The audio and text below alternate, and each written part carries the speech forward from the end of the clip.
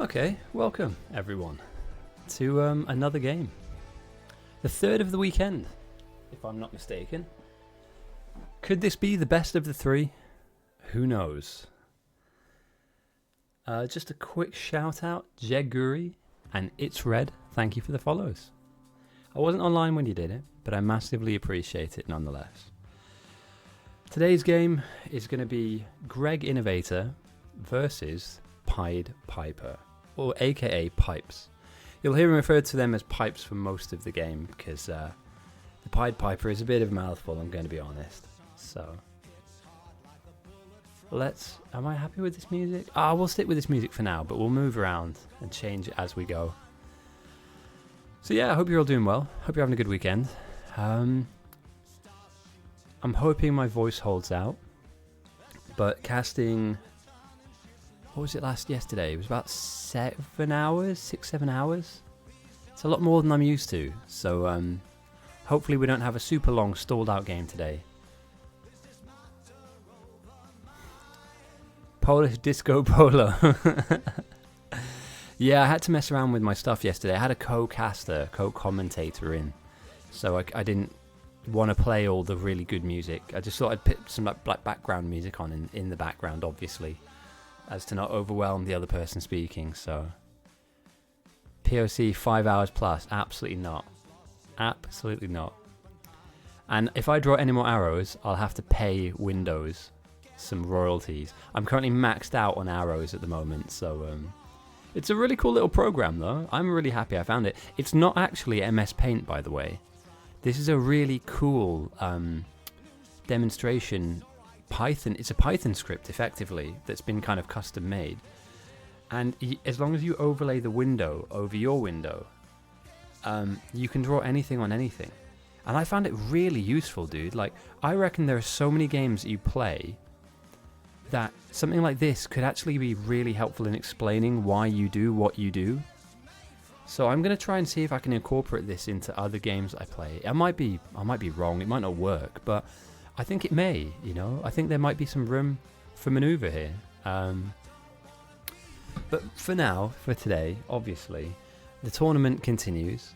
We're on to game number 7, I believe.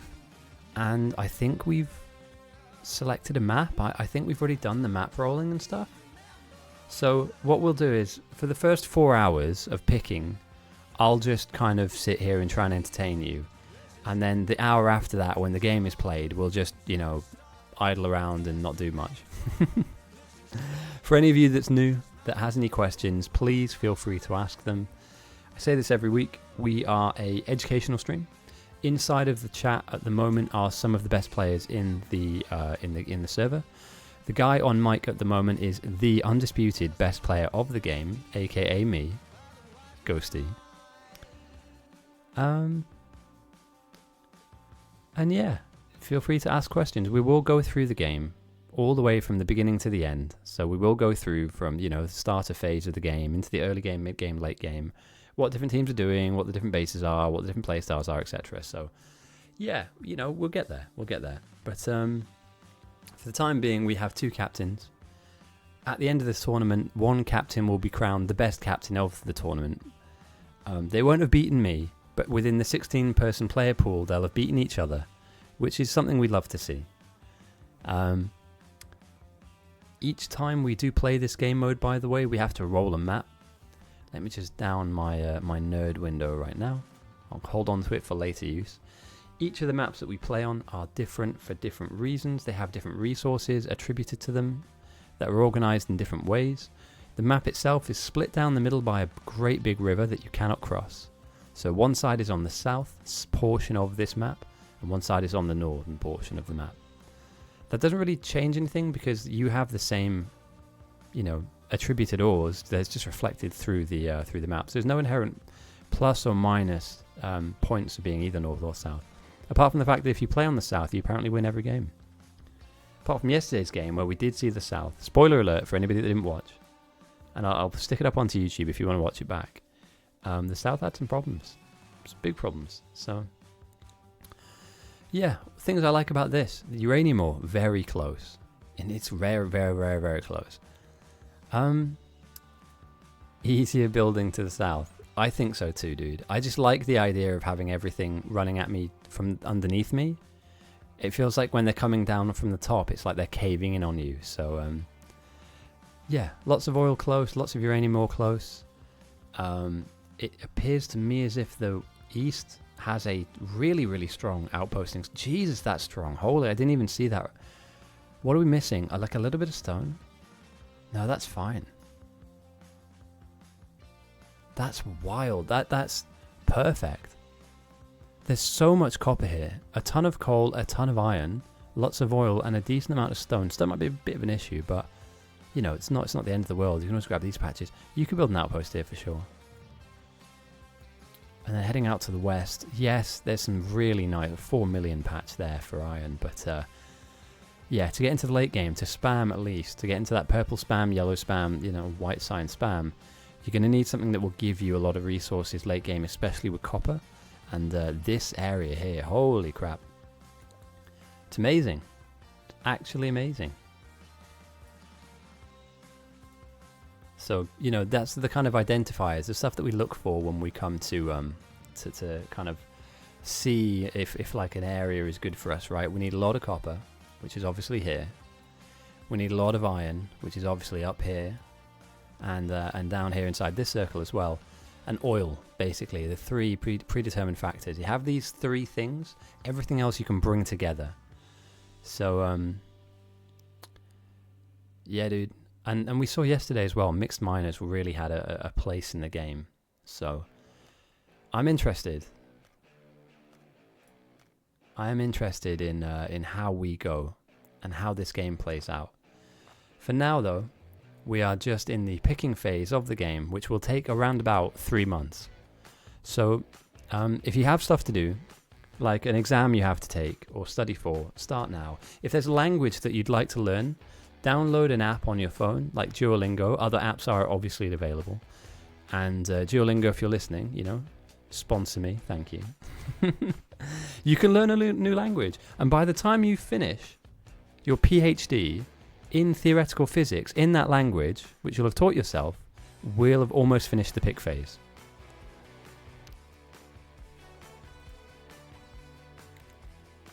And you think I'm kidding, but I'm kind of not. We're 7 games in now, and we need to find a way of how speeding this up. Because I promise you that it doesn't need to be. It's not rocket science, is it? We're not really building. Well, we are building rockets, but not like that. But yeah, welcome everyone. Hope you're having a good weekend. Rune Boggler goes north. Ooh. By the way, anybody that wants to watch other streams, Rune Boggler may be streaming, I think. I'm almost certain Rune Boggler might be streaming. Perukil Lava may be streaming as well, and Califabop. So there are maybe 3 other streamers that will be doing like in-game. Here we go, Califabop. Twitch TV/Califabop. Yeah, let's have a look at the pick list. Who's ready to get picked? Menander, Cognitive Fun, Outstanding, Eagle, Neuro, Zero Sun, Just Bob, Morgan, PP Vale, Fordeca, Massively, One More, 99 Names, King of Goo, The Soldier, Prox, Virus, Marks, Marek,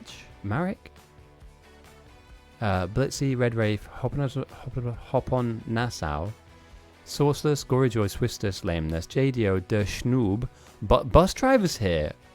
Hang on a minute. Is that the bus driver? Am I seeing things here? Have we got an actual OG legend? We do. Bus Driver is like a really OG player, mate. I remember when I got into Biter Battles, he was a big deal, dude. You could win games if you had Bus Driver in your team. I'm not even joking. I'm not just trying to make something up here. This guy is legit. Tom Fury, Stabil, Kisti, Stefanik, Fluffy-san, Matt Hawks, Il Silos, Romex, Pro, and more to follow. That is just the beginning pick phase. So yeah, loads of good players in there, you know. And I hope that we can end up with, what's a sensible number? Like 20 on 20? It's Sunday afternoon. It's been a great weekend so far. We've seen 2 very different games play out yesterday. To finish off today, we're going to have Pipes versus Greg. And it's going to be piece of cake mode, which I don't mind. It's not too bad, you know. We might see some spam, we might not. We might see some people rush, or we might see lots of outposts. I'm in for it. I'm in to see it. Let's see what happens. So we've spoken a little bit about the map. We've touched a little bit on the player pools here. And I'm just trying to think if there's anything else that I want to cover as we do the pick phase. And I can't think of anything in particular.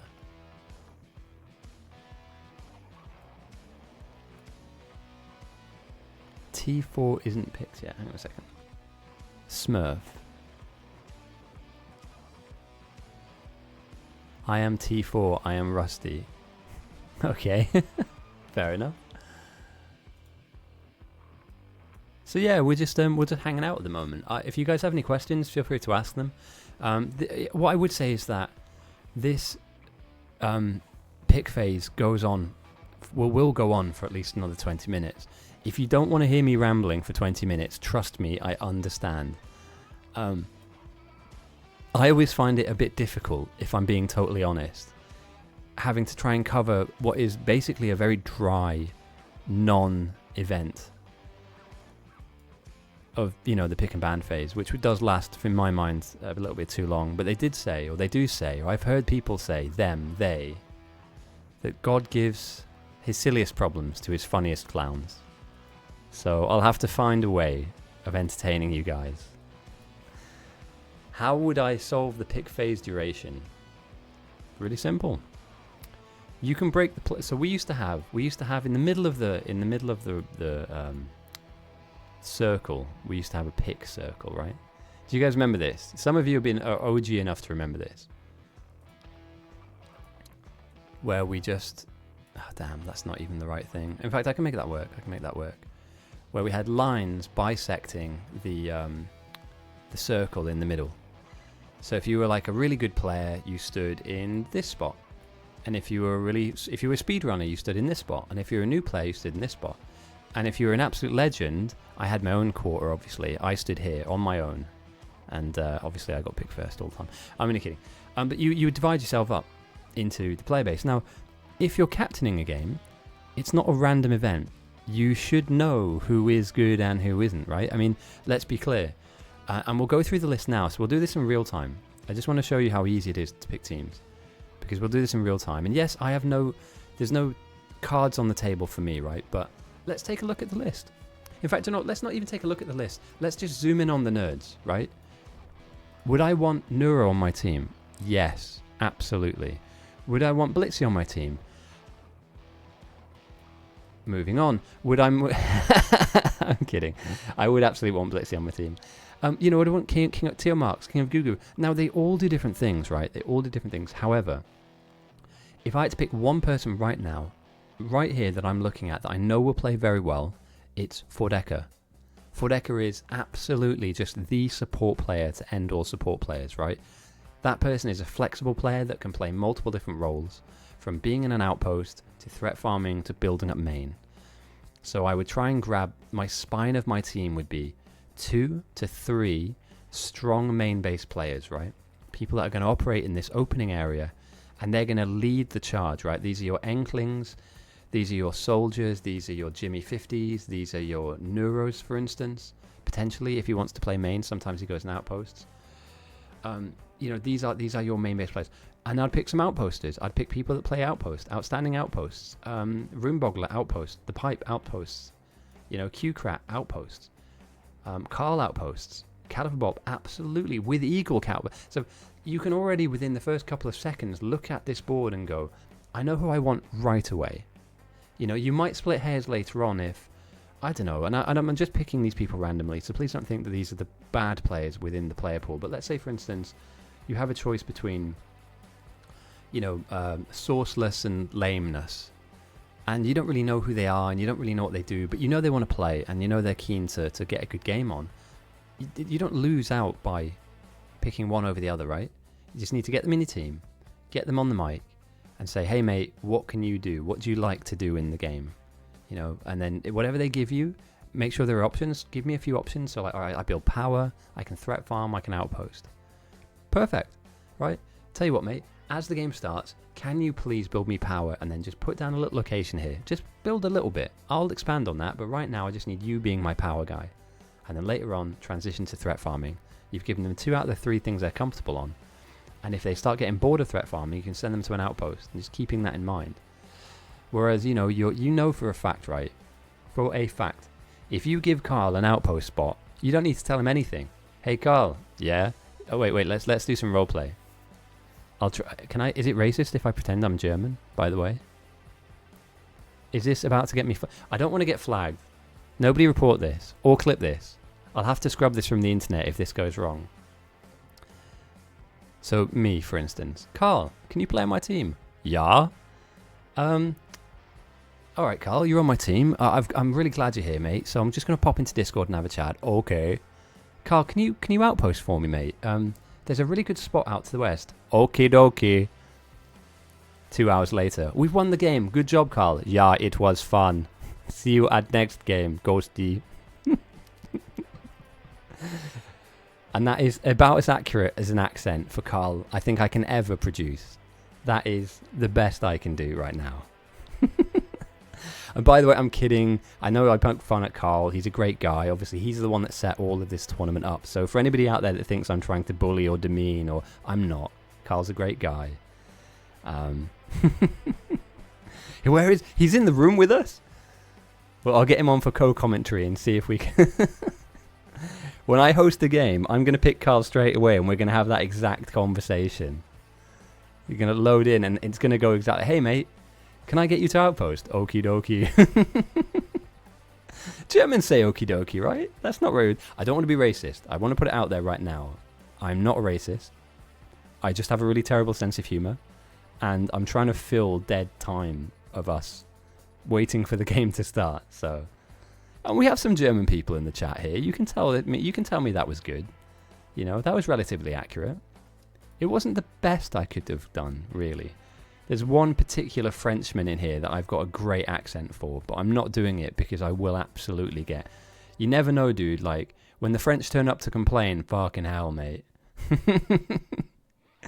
You know, because the thing is, it's funny here, right? But if somebody was to clip that and say send it somewhere else where they don't understand the context, I get cancelled. And I don't mean to be offensive. Like, it's not said in that particular way. But if you sent that to like a German Discord and be like, look at this guy being racist to a German player, you know, he's obviously baiting and causing rage. No, come on, man, calm down. Put the pitchfork down, boys. Drop the currywurst of anger. Let's all raise a German beer to solidarity, to unity, you know, in an ever-divided globe that we currently exist within. There are things that bring us together. One of it is our sense of humour, our sense of fun, our sense of play. For instance, in this game, we have a fantastic community. There are tons of people that play this game, as you can see, all of them here now, waiting to get on. It's the peon from the work. I'm glad you got that reference, mate. I was going to go for work. But I didn't. I thought if I threw it out there, it'd be a bit too obvious. But yeah, it's great that we have things that unite us, right? And today, on a Sunday afternoon, Sunday evening, depending on where you are, or maybe even Monday morning if you're Inkling, together as a community, we are hosting a tournament. We're midway through the beginning of the early part of the tournament, and we've had some bangers of a game, and we're on for another one too. So just to circle back round, we've had some fun, and we will have some more. And I might have to break out the Carl voice every now and again. Damn. I think that... So, typically when I pick a team, I'll run you through my thought process, how I've done it in the past, right? I'm always right into Discord. I'm straight into my voice channel. I'm normally the first person in there. Obviously, as the captain, you just have your north or south side, you know, to choose from. So, let's say I'm the north captain, and I land here. I'm on my own, and I have a whole list of people to pick from. Again, I look for a spine of a team. I look for 2 or 3 main base players, 1 or 2 outposts, which could consist of 2 to 3 people each. And then beyond that, you're looking at support players. Threat farmers are a must, especially in this current meta, right? I would grab me a threat farmer and some of their friends. The reason I want my threat farmer with their friends is because they'll threat farm for longer with people they know. And I know it sounds a bit hard to explain or a bit obvious maybe, but if you're threat farming with randoms, you might not give as much, but threat farming needs to happen all the way through the game. So you need them people to stay locked in to something for like 2, maybe 3 hours at a time. So I bring them in. I have conversations, and yes, I do ask, who do we want? I barely pay attention to that. What I'm doing is allowing people to begin that conversation, right? Now, it's not that I don't care about what people have to say, but if my neck's on the line, I kind of want to make sure that my strategy comes through. So I want people to talk at the earliest moment possible. I want us to all be having a conversation. So when I get my first person in, I always try and just chat to them. Like we've been on the phone for an hour, right? So it's, hey mate, how's it going? And just get into a little bit of a conversational thing. What you have to remember here is not every person speaks English, and not every person is the same level of the game, the same level of understanding, right? Some of them might be slightly new to the way that they might be new to the role that you ask them to do. So you need to make sure that you give some confidence. Let's say I get Just Bob in my team, and Just Bob doesn't like building an outpost, but it's all good, man. Because do you know what, Just Bob? I'm going to pick you the best outpost as I can, and all I need from you, mate, is to just go over with them and just help them out. There's no pressure on you. Yes, you're part of the outpost, but I'm giving you the best people to surround you with, so that when it all gets a bit stressful, you don't go, oh, fuck this game, I'm out, I don't want to play anymore. You go, do you know what? My captain has given me the best guys around me, so I'll just listen to them and do my little bit. And weaponizing people in that way, And also, by one thing I think that's underrated, and I don't go into the comms that often, but the comms that I've been on when I've not been captain, you want a flow of conversation throughout all of the game. Trust me, it makes a huge difference. When there is silence, people they begin to lose confidence. They don't know where we're at as a team. And now, I think I talk maybe a bit too much when I'm captain, but what I'm trying to do there is I'm constantly just reminding everybody, okay guys, brilliant, we're at blue science, right? Excellent. Let's make sure we're starting thinking about our defense, right? Who have we got in defense? How are the wall building going, guys? How can I get you what you need, right? Do you need more people? I can grab a few people and send them up to you, right? Just constantly just having a level of painting a picture. Now, we might not be in a good spot as a team, but I don't want to tell anybody, Yeah, make jokes. Seriously, keep a flow of conversation going. So it's, yeah, and I agree, I do stream enough, so I do yap a lot, but it's about, how's the outpost going? Always big up your outposters, right? Because they are working hard to get you to an end game.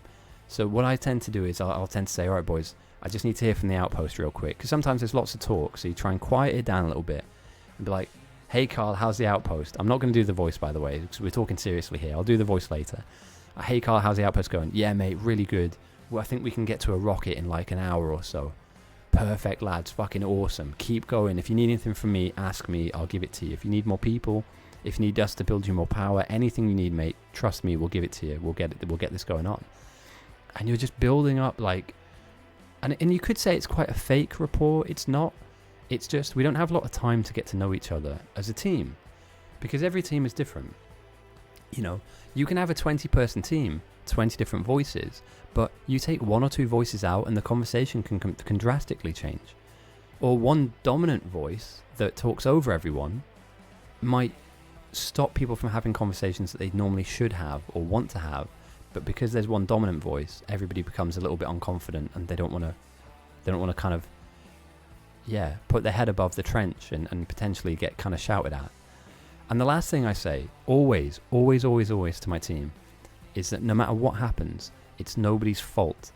If we begin to lose the game or things start to get rough, always try and this is fine, we've got this, guys, we just need to lock in, let's handle this, let's get this going on, keep talking to me. We never lose the game.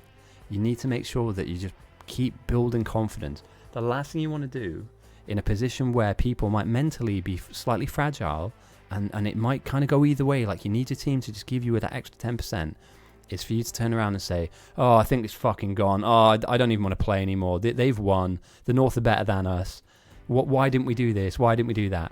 Whilst you can still in the game. You're still in the game, you can still win. You know, we've seen it. You guys that come here often, you've seen game-winning situations where a team have just hung on for dear life and they've turned it around. You know, there are examples on my YouTube channel, multiple videos, multiple 3, 5, 6 hour games where at the first 2 hours somebody goes, GG, we've lost, and then 2 hours later they've won. So that's another tip for me as a captain. Constantly remind your team we're doing well. Okay, yes, okay, the enemy team are also doing well. I've checked in on their outpost, but we're with them. You know, we're in the fight. If this is a boxing match, we're hitting them as much as they're hitting us. And constantly just build a narrative, because yeah, for some people they might not see the bigger picture.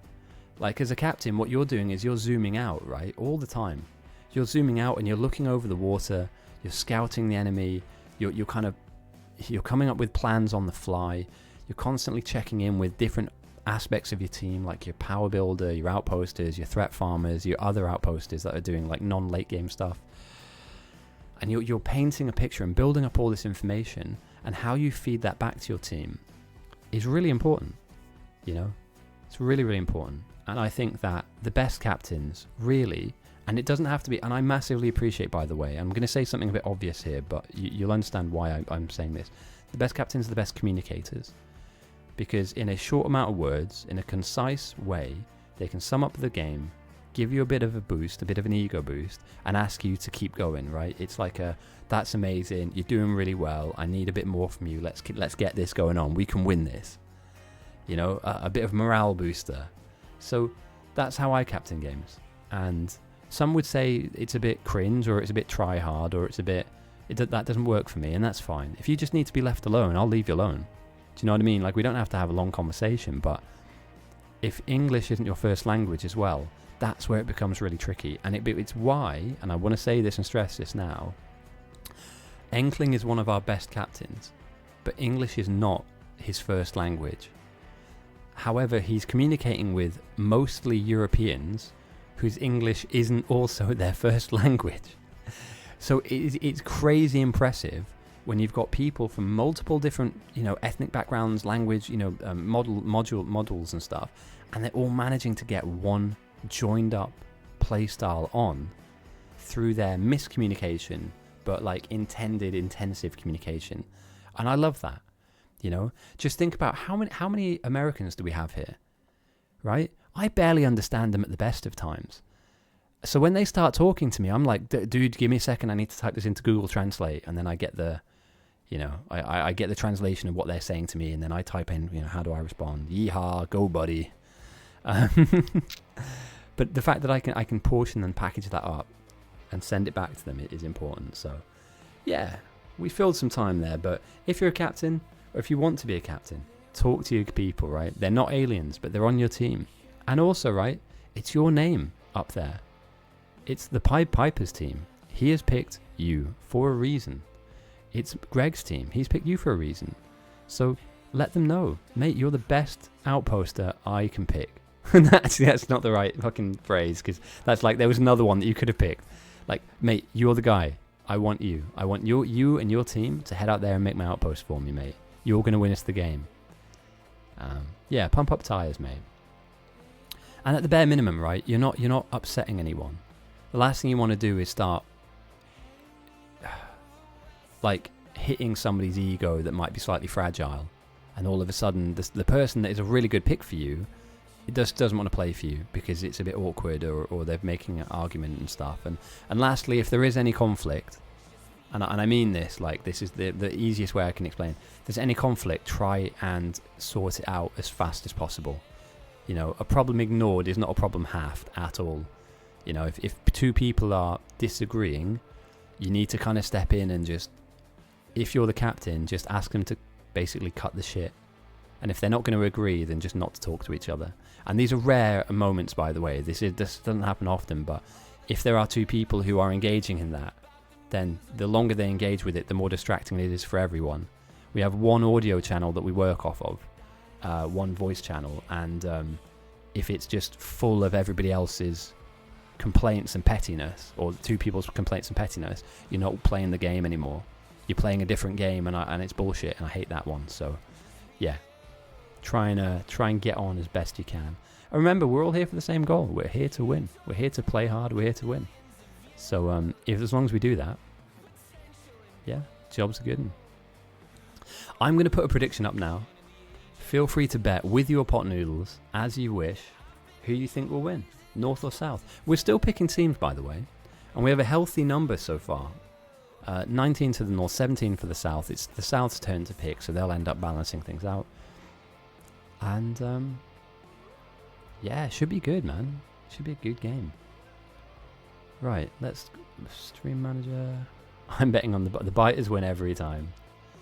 North, south, start the prediction. Boom. You've got 30 minutes, so you don't need to bet. You don't need to bet straight away. You know, maybe give it a little bit of time to see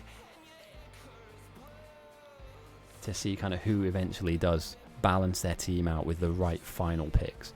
But 22 on North, guys. We're looking at like a mid-20s game. And I'm not so hot on this music anymore. I might change it out. I want to chill today. I want something relaxing. Rock is good, and we will play some rock.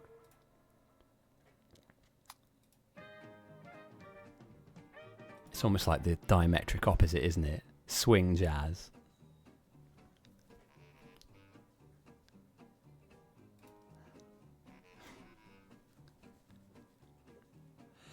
So, there have been talks. Great question, by the way. There have been talks about adding in elements of the space age.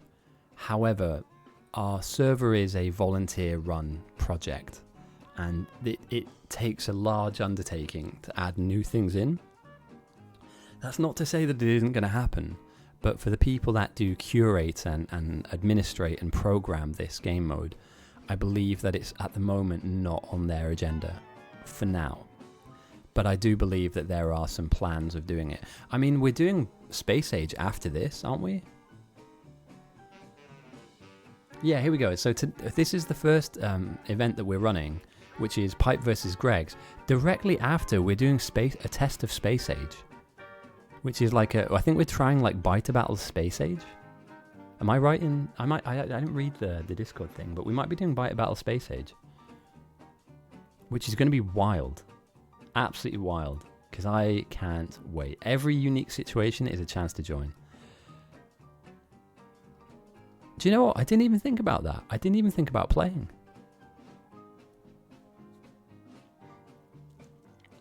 But there is a lot of energy out there for adding stuff in, and I'm with you on that. You know, I'm with them on that. I think that it would be cool if we could, but again, it's lots of extra stuff for the programmers.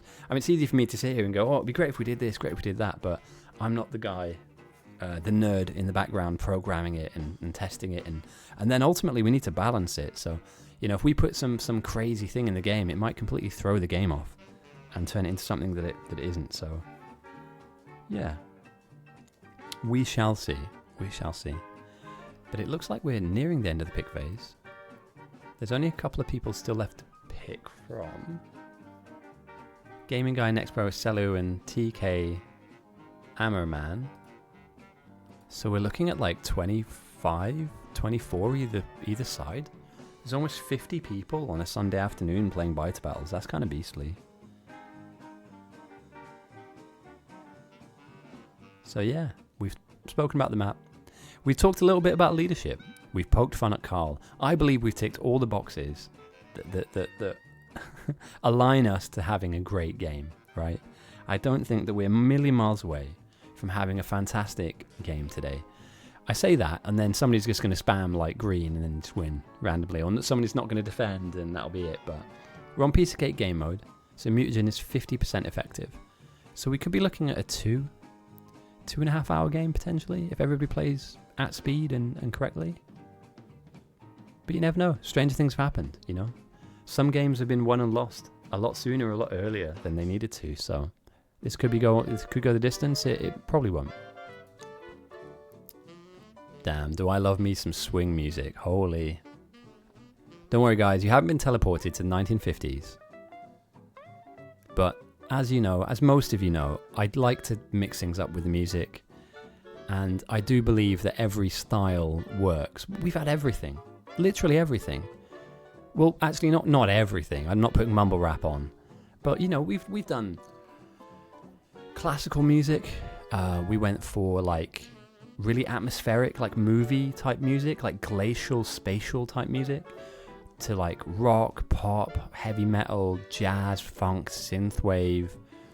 We had samba music. That was good. Dude, samba was really good. Holy, let me go and see if I can find some samba music. Fucking hell.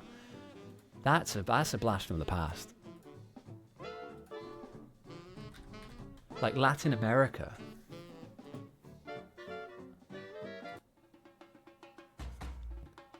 Oh, I found it. Yeah, let's go. Can somebody just? I just need one person to tell me. Is the music coming in loud or quiet?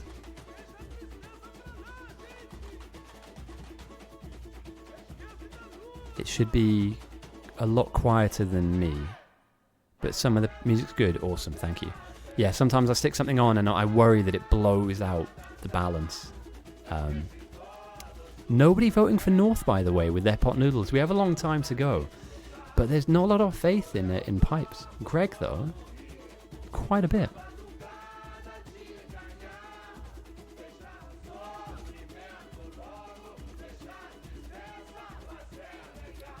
So what can we expect from either team? Well, we have a strong outpost collective on the north. With Roomboggler, I can imagine going for something tricky, something slippery. South have their own in Carl. Eagle, I can imagine. Red Rave, potentially. I'd imagine the Soldier builds up main with 99 names, Greg. Morgan does power. Damn, dude. That's a real shame. Although, if I'm being in a bigger picture context, it's probably the right thing. You know, like loot boxes. There are some really predatory mechanics within the gaming space. Like in Counter-Strike, you can like gamble on chests, but you don't get told the odds of winning stuff out the chests. So you spend money and you gamble on something, and you never know what the outcome could potentially be. So in many ways, it's a little bit restrictive, but a lot of people probably get saved from losing a lot of money, or you know, the potential gambling addiction that comes with. We have a saying in England, and I like it. I use it often because I do have friends of mine that like to bet a lot of money on horses and football and stuff. When the fun stops, stop. Just keep continually playing because you've lost a load, so you have to then win it all back. You'll end up losing your housemate. You'll end up losing everything, so don't do it. And obviously gamble responsibly. And no one's telling me to say that. No one's paying me to say it, but just, you know, it's like everything, right? Don't eat too much. You know, don't drink too much because it's bad for you, obviously. You know, there are food addicts out there. There are people that get addicted to drinking. There are drug addicts, and gambling can also be very addictive as well. So, yeah. We aren't enabling gambling. We're participating in a fantasy selection here. And also as well, if anybody gave me the opportunity to do any of that shit, I'd turn them down. We were talking about this the other day, actually. I think it was yesterday, the first game. If somebody was to come in here and try and buy me out and say, hey, Ghosty, we like what you do, but you need to sell this product or you need to kind of endorse this thing, mate, I would be super picky. I would not just go, yeah, dude, give me $1 million and I'll tell the world that the earth is flat, or, do you know what I mean? Like, nah, man. I'd rather not be famous at all. I'd rather not be rich, if that's what it takes. If Mr. Pot Noodle himself was to come into my stream and say, hey, mate, I own the company. All I want you to do from the rest of the time of you streaming is say that the earth is flat and that vaccines kill everyone and cause cancer. Nah, sorry, bruv. No. Because, yeah, I think your identity shouldn't have a value on it. You know, who you are, how you are, what you are, when you are, what you are, and what you learnt as you grow and evolve as a human being is not for sale. But that's a tangential opinion that you know many don't share, but it's mine, and you know everyone's entitled to their opinion, aren't they? And as the famous quote from The Wedding Singer goes, I have a microphone in my hand, so you have to listen to every damn thing I have to say. The game has begun, and I can't wait. The samba music is blaring, and both teams are raring off to a great start. I just rhymed, and I didn't even mean to, by the way. I'm that bad at streaming. And As we all know, at the beginning of a game, we don't have anything given to us in terms of automation. Everything that we are given, we have to feed coal to switch it on and make it work. And then beyond that, we have a furnace next to a mining drill that will then get raw ore fed into it, and then plates will kind of be spat out. I can see already that there's a couple of people moving to the... Oh, damn. We actually have a decent amount of movement to the west. This is interesting. I didn't really see anything out here that I was enormously impressed with. Or the way I looked at the game potentially, let me get my drawing tools out real quick. The way I looked at the game to begin with initially, just on a cursory look, was that, this area here and this area here is probably like your best outpost for late game. And then maybe you could get something going on here or here potentially. But nothing's come like screaming off the page at me in terms of like definitely build here. So potentially we might see a couple of like satellite bases, and then like the main outpost out here to the east, just given the space that's out here. With main base obviously being just directly central to the map. So you guys believe in planets? No, I'm not doing it. I'm not getting baited into that. I'm having a laugh. The Earth is real. Alright, smelting... Oh, power? Oh yeah, this. Damn. Almost got me, mate. Almost got me on a rant.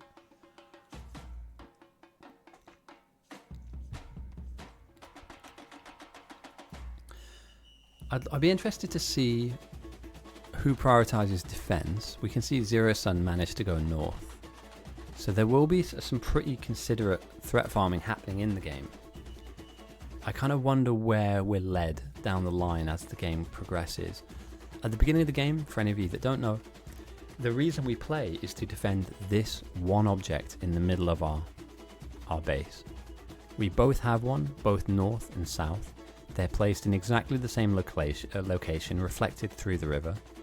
And if anything comes to this silo and hits it and kills it, then you lose the game. So this is something you must protect at all costs. Meanwhile, you must research, down the tech tree. Oh, thanks for the follow, mate. Crazy Christian. Firstly, welcome. I hope you like what you see. We do try and explain all the different bits and pieces and component parts of the game mode. It looks complex, and in many ways it is, but it also isn't.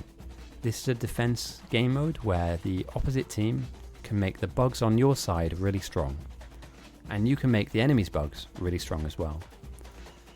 You can join this game and play right now, although this is a tournament game, so this one particular game that we're casting is like a really organized, sweaty version of what is normally a really chill weekly game that we play week in, week out. So today we have two teams. The captain for the north is the Pied Piper, and the captain of the south is Greg Innovator. And over the next couple of streams, over the next couple of weeks, we're going to end up with some quarter-finalists who will then turn into semi-finalists. And then eventually there's going to be a grand final for us to figure out who the best captain of the server is.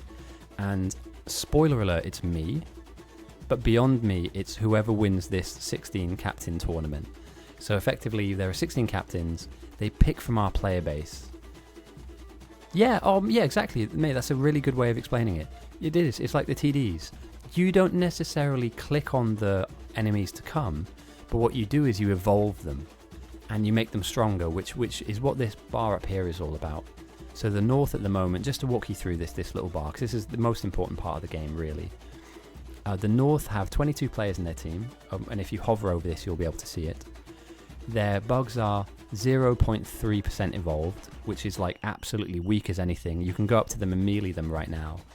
And there is a negative number for the north, meaning if you go and fight the bugs straight away and you go up into their territory, for the north that's up here and for the south that's down here. And we will see that as the game progresses. We're at the very, very beginning of the game, so we don't see that just yet. You can fight the bugs as they're weak.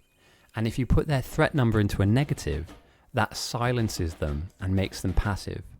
Throughout the game, and it's the one unique thing I have on my stream that you won't see in many others, is I have MS Paint built in. So throughout the game, the bugs will come down the map and they will try and fight you all the way back to your silo. And if they get to your silo and kill it, then that's game for you. And your enemy will constantly throughout the game make your bugs stronger, evolve them to be bigger, evolve them to be, instead of there being only like 100 of them, there's like 100,000 of them. That does happen, that will happen this game. So whilst they're weak, you have an opportunity to kind of go into their territory and fight them. And if you make them passive, what that means is that every single area of the map, like for instance, if there's a base out here, a base in Maine, and a base out here, none of them will have any aggression come to them. What that means though is, naturally over time, the bugs will respawn themselves. So a negative number will slowly spawn back up and up and up to a positive number. The moment that positive number on threat comes into play, they will begin to attack you. So there's a balance in being aggressive and being defensive. It's a really cool game mode. As you watch this game unfold, you'll see that happen. It's a must-have in a game mode like this. Each difficulty that we play on gives us different challenges, and each difficulty that we see has different... actually, each map is different. The different placement of ores is always unique. The different lakes that we'll see that kind of get in the way are always unique. And beyond that, the way that you build your base is totally up to you.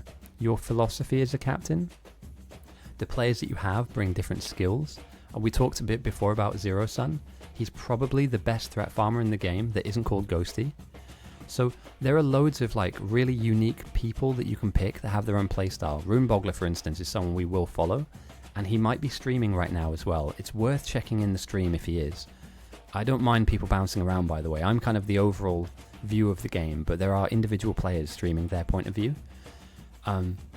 They have their own unique take on how they get the job done. So as I was speaking about before, we have this huge technology tree. And, yes, we do need, for instance, oil processing. We will need lasers to defend our base. We will need, yellow science. We'll get here eventually. But what we prioritize to begin the game and how we navigate the tech tree really gives our base a certain flavor and flair to it that the other team might not have. And so you have a unique way of organizing your side as a captain. And as we can see here, this huge smelting stack is going to go down. And this indicates that this will be the opening part of our production. As most of you know, when you play Factorio, you log in with a couple of mates, you build up a small base, and it takes you 20 hours, maybe 30 hours to get a rocket up in space. In this game mode, you have a team of 22 on North, and we'll get to about 20 on South. I think a couple of guys went to go get some food from the South team. And we will get to rockets within the 2-hour mark. These bases will become enormous. And I'm talking about ridiculous scales. We have people on both sides that are speedrunners. We have people on both sides that are the top 5 of our ELO, of our MMR. For any of you guys that don't know, let me just throw you a quick link in chat. You can actually check out right now the current MMR stats of every player in the game. If you head to this link now, and trust me, it's not a dodgy link, you've got to trust me on this, you can have a look at the players, how they play, who they play well with, what their match history is, what the current match MMR distribution is. We have so many stats in this game and that you can really dig into. It's a really deep game mode when you get to it, but the core concept is simple. You are on a team and you can have, as an individual, a huge impact in helping your team. Not everybody's going to be involved in, building up the early game power or building up the early game smelter. Some people are literally going to get given a gun, and I mean this. As a new player, and by the way, anybody new that's watching, you can come in right now and get involved in this game. I'll show you how to do that, by the way. I'm not running a unique version of Factorio. All you do is you click multiplayer, browse public games, and 9 times out of 10, Buy to Battles will be at the very top. We have 64 people in our server right now. And for the big games, like the grand final, that will be close to 100 easily. If you hit join game, you don't need any extra mods, nothing different at all. And it'll just load you in. And you'll land on the Spectator Island, where I am right now. And from here, I'm just moving around the map and spectating the game and commentating. My name's Ghosty. I am the undisputed best player that's ever played this game. I'm a bit of a legend. I'm slightly humble. No, in fact, I'm very humble. And remember, guys, if you're as good at playing video games as me, you have to stay humble. Which is, for anybody new that's thinking, you know, this guy's a bit of an idiot, I'm obviously joking. Some people take themselves far too seriously. I like to play on that a little bit. Yeah, so some people will literally be given a gun and told, run at the bugs. Have some ammunition. Here. Grab a machine gun. Grab some yellow ammo. If you can make some grenades, do it. And run at the bugs and go and blow stuff up. I need you to do that for me. If you are a new player, though, the best place I think for you is right here with me. The reason I say that is in our chat right now are players that cannot make the game that are spectating it that are also equally as skilled. So if you have a couple of questions, throw them out to chat. You know, there's enough of us here to be able to answer in different ways, and welcome. You know, I feel like this is growing really nicely. We had a ridiculous number of people last night. You know, I genuinely, when I started doing this, I didn't start streaming to like have a big stream and have loads of people tune in and, you know, be really famous and sell hoodies and merch and stuff. No, like this is fun for me. I enjoy this. And when I'm not casting games, I'm playing them. So yeah, you might see me playing some of this during the week. But yesterday we hit a new record, 90 concurrent viewers. I haven't had that before. And I've been away for a long time. I've been ill for like about 7 months. So to have that level of viewership, just to watch a random game of Factorio on a weekend is, yeah, man, I really appreciate it. And for all the people that have followed recently, and somebody gifted us with 15 subs the other day, Jesus. I appreciate it. I'm glad people like what we're putting out. Even if it can be a little bit, the music can be a bit weird sometimes, and I can go off on some slightly odd tangents about sports and League of Legends being terrible. And by the way, if any of you guys don't know, League of Legends is terrible. Don't play that game. There is another game called Dota. I'm not going on that rant again. We collectively experienced that yesterday, and I do want to apologise. I kind of went off on one a little bit. It's normally just vibes here. Yeah, Dota good, lol bad. Wilco's got you. Sorry, I don't mean to do you disservice. Dr. Wilco, you know what you're talking about. I know, mate, I know. What I am doing, however, is I'm staying spoiler-free on the Dream League. So once this is over, I'm going to load up the VOD and check it out. But I've heard it's a banger. Well, I'm super looking forward to TI. I'm really looking forward to TI this year, man. The map changes. Like, a lot of heroes are coming online that used to be terrible. Yeah, it's going to be massive, mate. I cannot wait. And I want to stream some Dota as well, but that was the game that when I was younger I took a little bit too seriously, and I got really highly ranked, and I thought I was a really big deal, and I just don't want to be that person anymore. I feel like it will bring the worst of me out, and I don't want to be somebody who's like, I'm not toxic, like I'm not, seriously, but that game can certainly get to you. It is a mind game. For any of you guys that don't know out there, it is a video game, but it is absolutely a mind game. You are playing human beings and forcing them to outthink themselves, or overthink what you're doing, or underthink your capacity and performance, and in its own right, beyond the mechanics of the game, is the most important skill. It's called debating. For any of you that don't know this term... Oh wait, hang on a minute. I missed the D. If you debate somebody, you've won in life. Damn. Oh, I might need to stream some Dota. Oh, God. Do you know what I might do? I might stream Dota and turn my mic off so nobody can hear me talking. Nobody wants to hear that. Nobody. Oh, God, it'd be miserable. But let's get back on track with this, because we've got a game going on. The reason why we can go off on tangents in the early game, guys, and we will talk about the game and all the things involved in the game, is that everything's very slow to begin with. We're at level 1 science. We'll check in on the research right now, but we don't have a lot of like options. We just need to get through kind of, it's like starting a car. We need to get out of neutral into first gear, into second, into third, but we're not really going fast at the moment. Everything's slow, everything's, you know, no belt is full of ore. No smelting is massively impressive at the moment. We're just slowly just gearing up, readying ourselves for the early game. And with the game mode that we're about to see, I don't think we're going to be looking at a very aggressive map. Now, as you can see, guys, these are the bugs. They've just run all the way from the south to the area here. And if you let them, they will kill everything in your base. Which sucks, because then you have to rebuild your base. Which sucks, because before it was up and running, and now it's dead, so, like, you know, that's annoying. Those bugs just ran from this area. So eventually, hopefully, somebody from the south will send somebody this way to kind of fight the bugs off. This probably could be a defensive outpost. Not entirely sure what's going on here. This is oh my god. Make it stop. Make it stop. I'm calling the police. I've seen a monstrosity. What's that coming over the hill? Is it a monster? It's a Morgancy.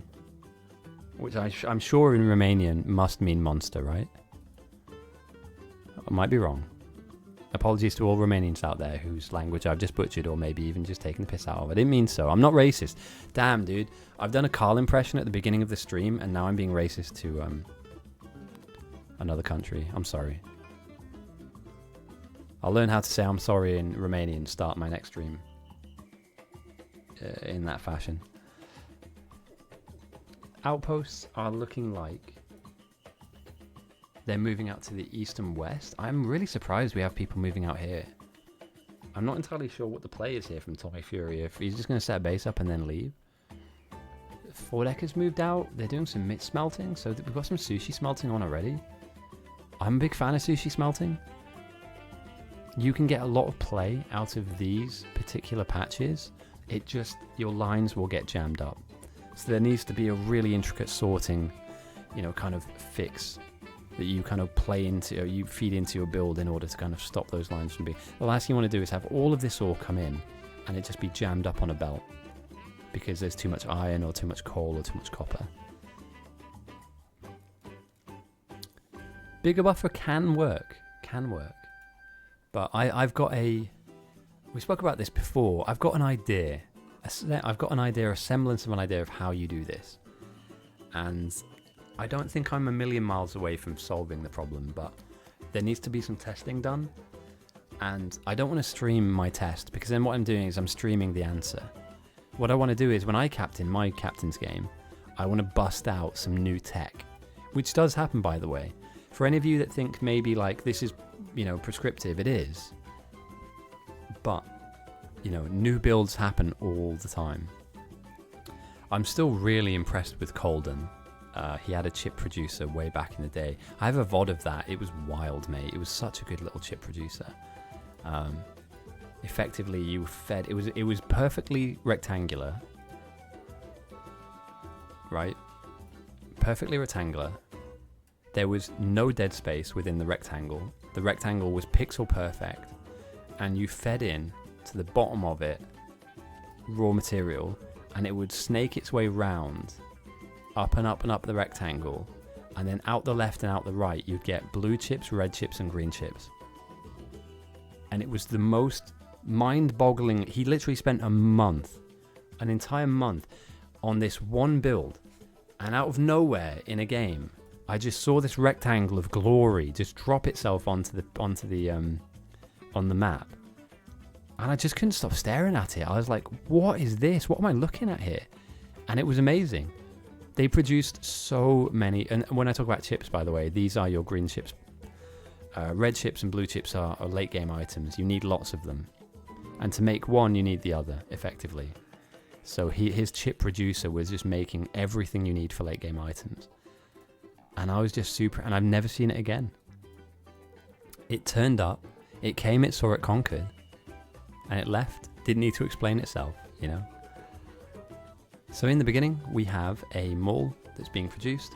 This will create early game items that you can then grab out of boxes in order to then build up the base even more. I know, yeah, mate. I saw that yesterday. Also, I didn't realize there's another building that comes with the silo that then receives the satellite. That was a mind boggler, mate. That genuinely, that threw me off, because the rocket's new. there's now like a catching building that catches the science out of the air, which I think is really cool. But yeah, seminal moment for me yesterday. I was like, I'm old now. I want it back how it used to be. Everything was better when it was worse. But like normal, Carl, the main base builder at the moment, in main base, is getting the first 2 levels of signs up and running. Red will only need just copper plates and iron gear wheels, which are made from an assembly machine, where you just feed a bit of iron plates in, and out the back iron gear wheels will come. Meanwhile, green signs being level 2 requires slightly more advanced technology, slightly more advanced pieces in order for it to work, but not massively so. So to make green signs jug, all you need is a yellow inserter on a belt, and a belt on a belt, which I know sounds really counterproductive, right? Why would you belt belts? But you do. Don't ask questions. That's just the way it is. Belts are belted, inserters are inserted, and out comes these green signs packs. And with enough labs, we should see a real accelerated research phase now. Things are really going to speed up for the South. So they've gotten their heavy armor research, radars researched. The North are going for physical projectile. Interesting. They're going for shooting upgrades early. That's a very good point. Piping pipes.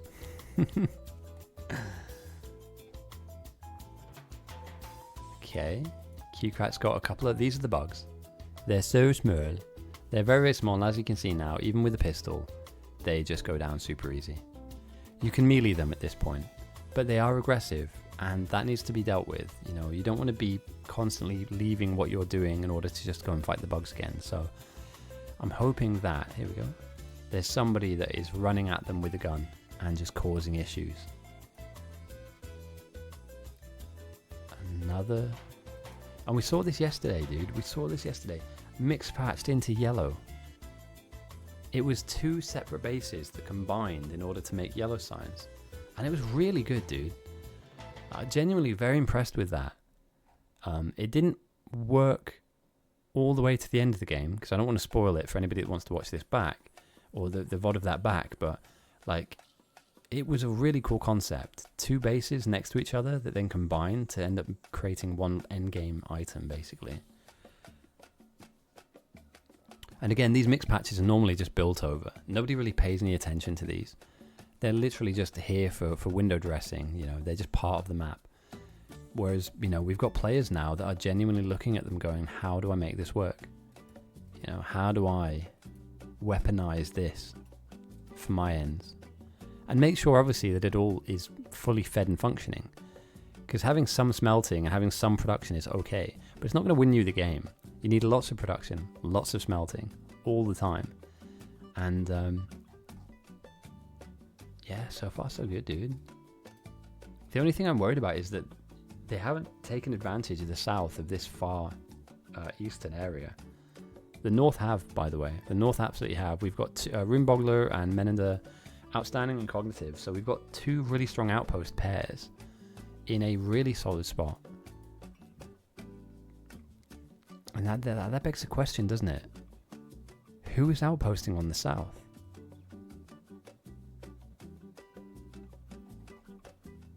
Give me a second, hang on. I need to work this out.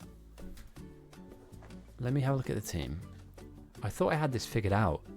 And by the way, 25 versus 24. There were almost 50 people in this game. That's wild. Absolutely wild. Where's their outpost coming from? It should be Califabot. But they're in Maine.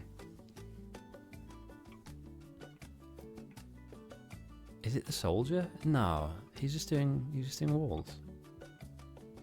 Again, another underrated play, and absolutely, if you can make this play happen, this is something that, as a new player, you can have a huge impact on.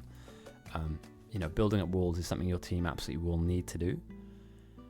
They're just doing one big main. It's crazy, man. Absolutely crazy. The science ratio, great question. Let me show you right quick. Each science has a weighted mutagen efficiency for it. The higher we go, the deeper into the sciences we get. The efficiency becomes better, and the mutagen multiplier increases. However, obviously the cost of making each science multiplies as well. So, you know, we can see here red science, mutagen of 1 times. It takes 3 resources to build. It has an efficiency of 1 times. All the way down to white science, which is 388.9 times efficient. It requires 123 products to make, and it is 9 times efficient, 9.8 times efficient for the resources it has. So in this game mode, however, the impact of that is halved. So we're on an easy game mode, which should give us a game of about 2 hours, 2.5 hours. By that point, one team will be winning and have won effectively, and one team will be scrambling to survive. Any later than that, and the teams are not playing up to their potential. With this many players in the game, like you can do so much stuff. And going back to what I said about earlier threat farming, this is what it looks like. Grab a gun, like a shotgun, grab some bullets, and head over to the bugs, and just the doom music intensifies, right? You'll need some fish to heal yourself, which you'll find in the river, these little black spots floating around. But you need to absolutely, and here we go, here's the counterpart from the south, you need to come into their area and fight them. They eventually over time become so strong, the bugs, that you can't be here, you can't operate in this environment. So it's your job at the early game to fight the bugs into a negative position where they have to spawn back in before they become aggressive. So right now on the north, they need to spawn 385 mutagen threat, so about 385 bugs, before they become aggressive on the map again and, you know, start fighting your bases and coming down the map. It's an interesting concept. I really like it. I think threat farming for a long time was underrated. And then I started winning games by building nothing and just threat farming. And off the back of that, yeah, just kept winning. It sucks though. You have to do it all game. And it's not like, you know, here are the builder nerds and they're building nerdy stuff and they're, you know, calculating ratios and inputs and throughputs and, you know, power wattage. Nah, dude, give me a gun, give me some grenades, show me the bugs, and let me crank out some like any kind of playlist. Throw down some techno music and just have it out with the bugs down here until they become too strong, and then you have to do something else. You know, you have to go and build a wall, transition yourself into multiple phases of the game. Like the best players have like a flow chart of what I'm doing this at this point, and then I'll transition my playstyle into this, and then when we hit this certain peak, I'll move into this. So for me, I'm down here for about an hour. If they let me, I'm here for as long as they can, but the enemy should see me threat farming and start to kind of force the enemy bugs to become stronger so they can't fight me. I'm down here fighting the bugs. If I can't be doing that, I'm building up our defense, because each base, as you can see, is wide open, so any bug from any part of the map can run at any base, and they'll be able to make it and kill any building inside of this area. So just taking north, for example, if I was on north, I would look to, over time, build up some walls around my main base, like here, you know, over. Orange was a terrible choice of color for this, and so was circles, by the way. Whose big idea was that? Walls like this over the top of their base and down the side, effectively creating a little castle that protects them from the bugs that, you know, coming in and fighting your base. From here you can just place defenses, and your defenses will take care of the bugs coming in, so you don't have to. At the moment, having a wide open base means that you have to deal with the bugs running in. The only way you counter that is by going up to their area. And there's a lot of dead like bugs up here, you know. This guy's getting a lot done with not much. He has one shotgun, obviously a dream. And off the back of 3 or 4 minutes threat farming, we're looking at almost a minus 1,000 threat. So a really good impact here. It will not last. But at the beginning of the game, whilst nobody's going to be sending, because it doesn't make any sense to, at this difficulty level, all we're seeing now is teams sprinting into blue signs, military signs, and hoping that they can get the end game sciences up as soon as possible. So in a quicker game mode, like normal and above, we could be looking at different playstyles. However, here we go. They're already starting to gear up for the blue signs, because what we need to do is rattle through the tech tree and get ourselves to a position where we can win the game. I believe in this game mode, it's probably going to be either throwing lots of purple signs or potentially throwing lots of utility signs. I'd like there to be a rocket. Rockets are amazing and they're just fun to watch, but there's just something about this current meta at the moment, and I've been keeping tabs on the meta, that just signify that purple is a more efficient throw, I think, at the moment. It's the cheapest way of winning a game, but it's not necessarily a free win if you make that play. So for instance, if the South go all in and just throw only they just throw only purple and the North go for yellow, then the North win 100%.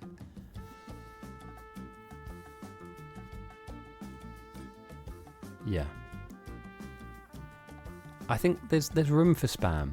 There is room for an outpost to be sending, you know, small amounts of stuff your way. But in this game mode, though, the problem is that you're not really going to kind of change the evolution too much with the weaker signs. It's better to build it and then just kind of like research with it. And as we check out here with our production stats, the South were second to the punch on red, first to the punch on green, but the North have outproduced them on both. So not only have the North outproduced them on both, they're also researching with them too. So yeah, you know, so far so good. They've been quick. And for any of you guys that are wondering, like 31 minutes to have a base this size,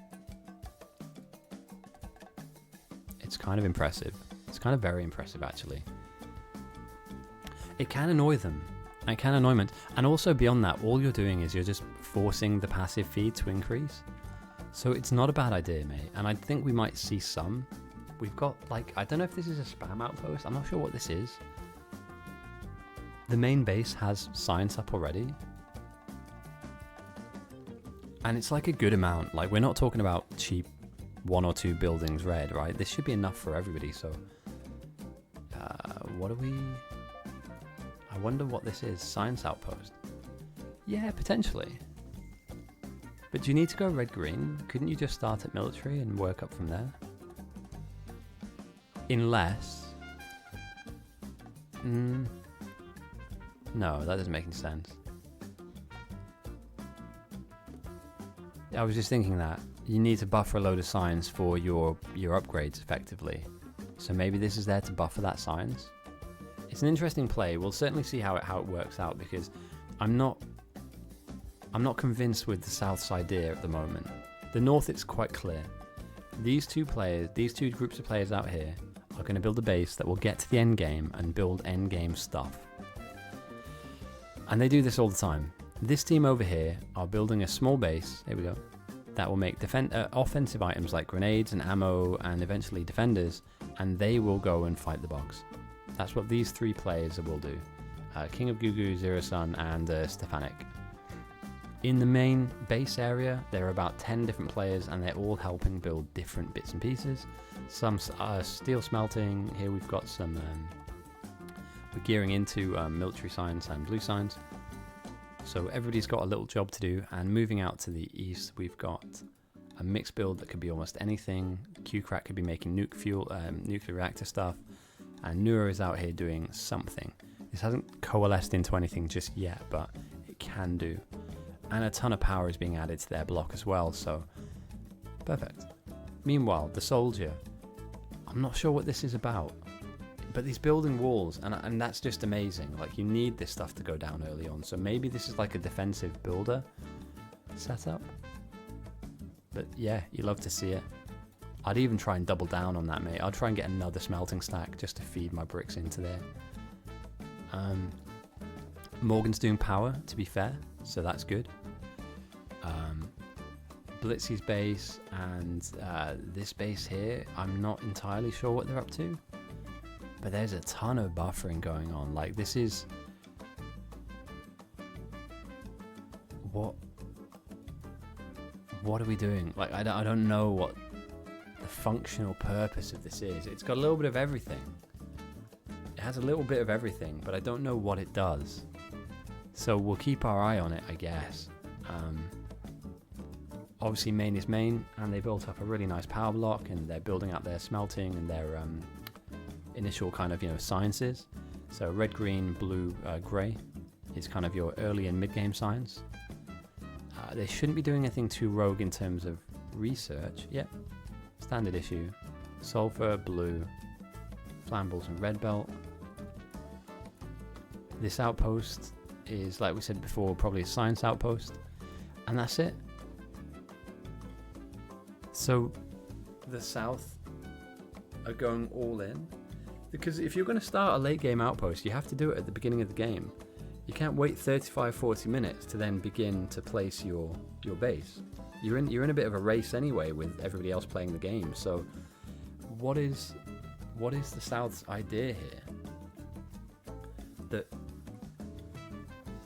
That two satellite bases combine to make yellow, combine to make purple yellow off the back of mix patches, and off the back of those mix patches we then see... I'm not sold on it. That's risk, man. That is a risk. It's a risk I would take as a captain, for sure. Like, what have you got to lose? But I still think that you know these guys are fast. You know they are. Like, we all know they are. Like, they're ridiculously speedy people. And you know they're going for something like a rocket, or at least, at the very least, purple and yellow spam. And you know this area is good for that. As a veteran player, this area should be screaming to you, build a rocket here. And yeah, South's purple. It has to be, right?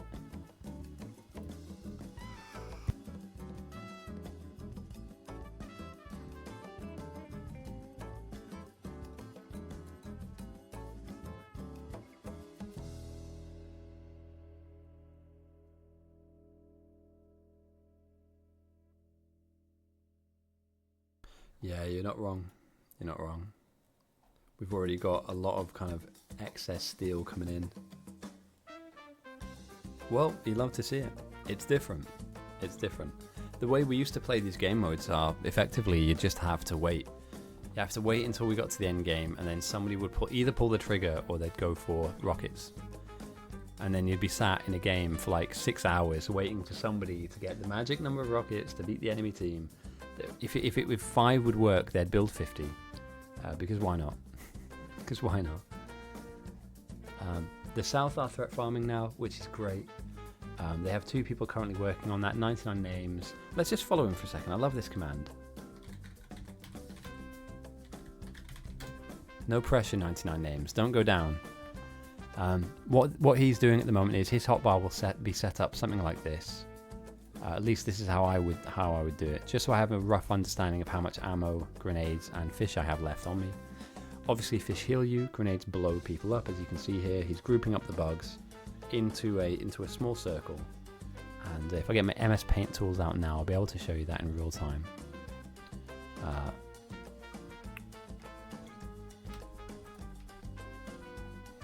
So what 99 Names is doing is, I hope he doesn't run off screen, but it doesn't matter if he does, is they are coming into the bugs territory and then collecting a group of bugs effectively. So let's say that's the pack of bugs. They then run themselves into a new area, and then that pack will then grow. Magnetically, more and more bugs will kind of find themselves onto you. As you can see on screen, by the way. From here, once you have like a really large amount of bugs on you, you should potentially, to make the most out of your grenades, you run in a circle, a cyclone almost, that gets tighter and tighter and tighter until you are literally directly on top of the entire wave of bugs. Once they are tightly packed and condensed around you in kind of like a really dense circle, you throw a grenade inside your circle at your own feet, killing as many bugs as possible with one single grenade, making it a really cost-efficient play to make. Do that enough times, you're going to be using limited resources for a maximum impact. And with the help of a friend, for instance, out here we have Contois, which I think is how you say this name. I think. You effectively start to drive the number into the negative, which we're seeing them guys do it now. So I love it. I love an offensive. Like there's nothing wrong with playing strong defense, right? Aggressive defense, and that's happening out here. These guys are using a different approach. It's cheaper to just use bullets for now. The bugs are weak enough that you don't necessarily need loads of grenades, but later on when they do evolve, more than just this is needed. And again, I don't want to kind of throw shade on King or Gugu, but like a grenade to kill a single bug is not worth it. Even if you have hundreds of grenades on you, the most efficient plan or play you can make is to run them in that circle, where one grenade will kill off like 30 to 40 of them. But then again, if you're having fun, who am I to say? But yeah, 2 threat farmers on the north, 2 threat farmers on the south. Enkling, Rising, Swift, Unseen. What is going on? What is going on? Low power? I mean...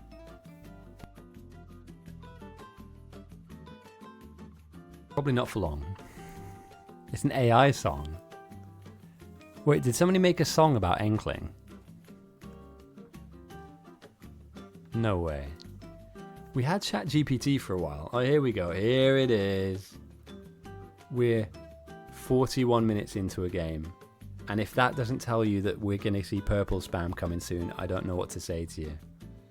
Because we are seeing some purple spam come to you very soon.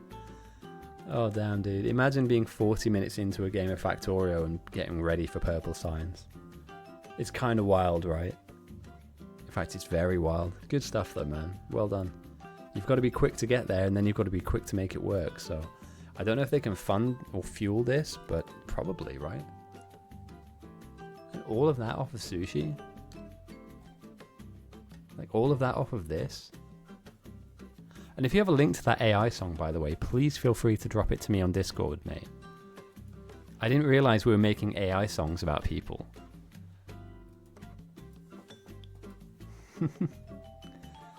Alright. Red, green, and blue. Into the south slabs. Meanwhile, in the north, again, red, green, and blue. I'm sure that military will come, but for now, the research required to get them down the tech tree doesn't necessarily predicate them needing it.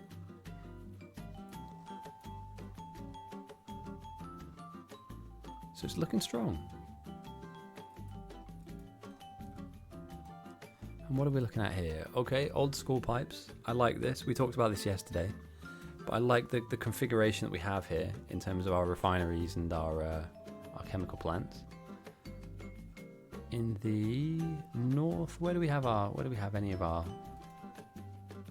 we doing sushi pipes? Yeah, we are, aren't we? Damn.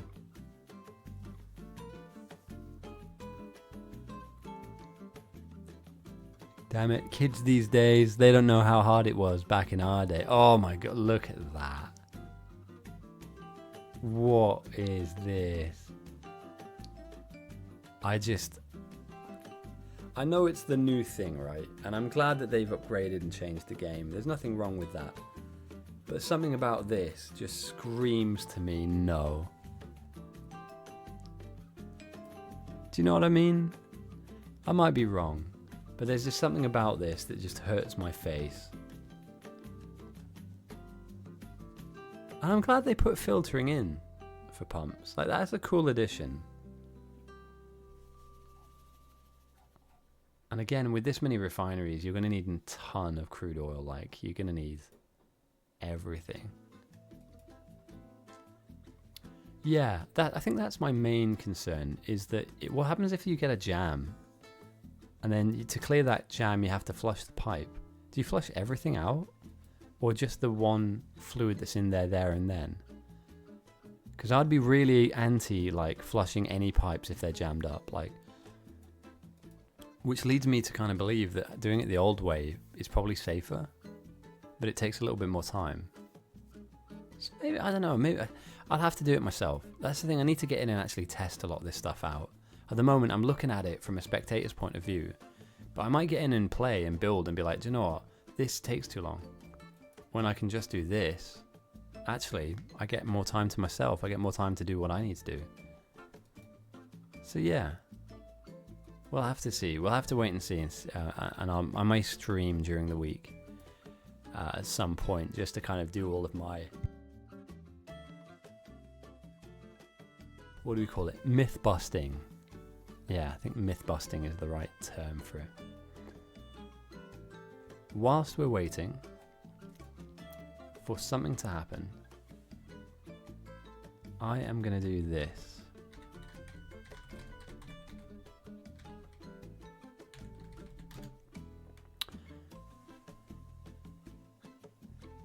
Yeah, but you're right though, it is. It's more expensive. Because normally a pipe is cheap as hell. And even an underground is quite cheap. I mean, considering it's just iron. Literally just iron. You don't need anything special. Apart from just putting down 3 layers of it. I don't know. I'm going to quickly go and fill up my water bottle and have a stretch. So I'm going to leave us with, for a minute or two, with Stefanik. He's going to show us some threat farming. And when I'm back, we'll start moving around the map. And we'll take a look at other different aspects that we haven't yet covered. We certainly haven't gone over Outpost that much. We certainly haven't talked about what the main thrust of North's idea is. And so we'll cover that when I come back in about, I want to say a minute. Maybe a bit less. So I'll see you then.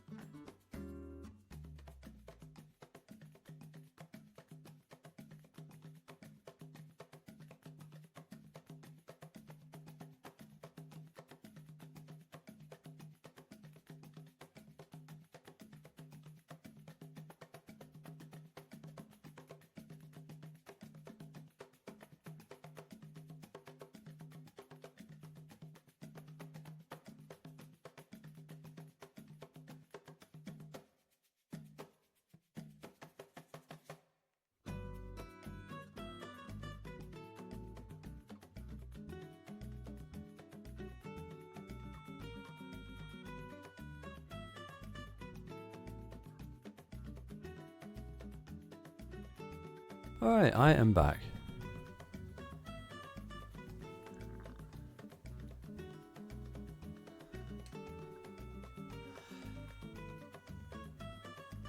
Yeah, potentially cheaper. It's a hard one to say. Like, what I think I need to do. Well, firstly, actually, sorry I missed this. Oxygen Dangerous. Thank you for the follow. I just went off to go and grab some water, so apologies if there was no commentary just for a couple minutes. I'm back now. and the terrible stream will resume.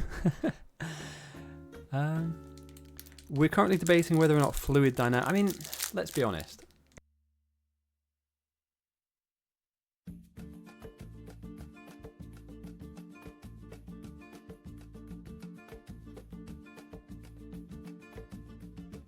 Let's get down to the numbers.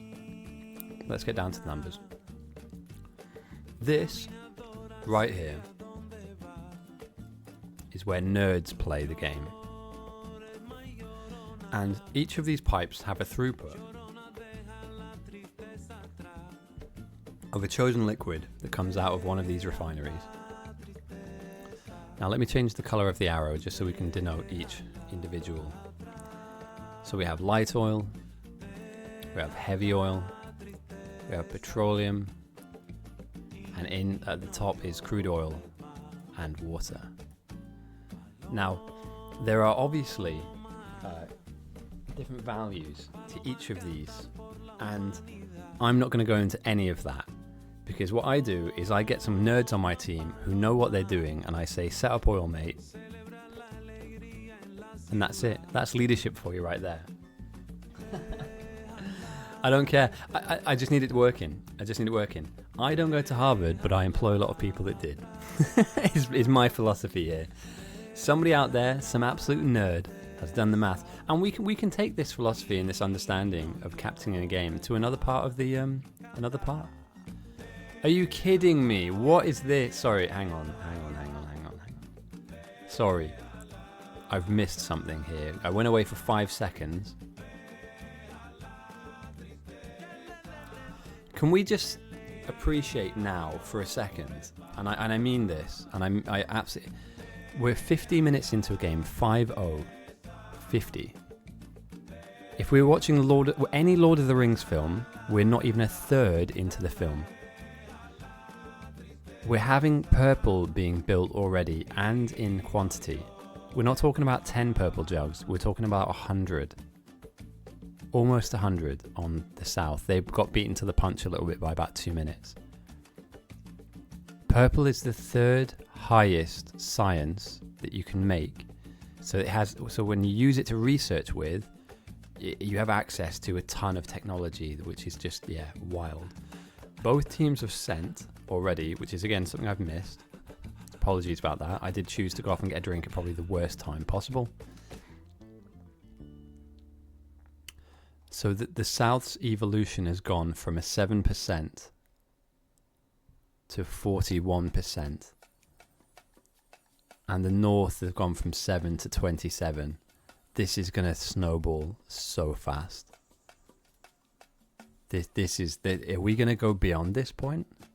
And here we can see the bugs are flooding in already. Look at this. What's going on? This isn't right. We're 50 minutes into a game. We shouldn't be seeing this. We were threat farming 5 minutes ago. And luckily, the bugs haven't evolved to be big bugs, but... Hello? I was settling in for a long game here, guys. I was like, 2 hours in, 2.5 hours, we could be on for... This might be done. Look at the aggression. And again, like, the bugs themselves are easily killable. Just need a grenade or two and you'll kill these waves off, but like, they're everywhere now. And they're lucky they have that wall to slow them down. Damn, dude, look at that. They're just killing people right now. And look at this, they're just destroying the wall. I bet 0 noodles on North winning. It's fair enough, mate. Do the South have enough stuff to repel this? They have 22 people on their team. The North have 27, Jesus. Player retention on the South has not been strong. They need to get a handle on this, because if they get pushed to 50, they're dealing with big bugs. Is there a something on POC that I'm missing? Is a purple rush just a way to win? Marek's having a bad day, dude. That copper patch is having a bad day. Everything right now in the south is having a bad day. This is not great. We cooked. Thrown into chat right now. We cooked. And I just don't think they have enough stuff to defend. I was given a seminar about how to lead games earlier on. And then just recently you guys bumped into my seminar on efficiency and nerds and stuff. And my one gripe about these builder nerds is that if you're going to sit in the back of the map and build stuff, you've got to be ready to defend. And yes, that is a lot of pressure. Any of you guys that are new to the game, this isn't normal. But look how many bugs there are. And they just keep coming. The pressure is on now. How you defend and what you choose to do in your defense really dictates whether or not you survive here. You are at the moment drowning in a sea of bugs. And you're fighting for your life and you're kicking your legs and you're flapping your arms and you're trying to make something happen to stay afloat. And at the moment the waves are crashing in on you.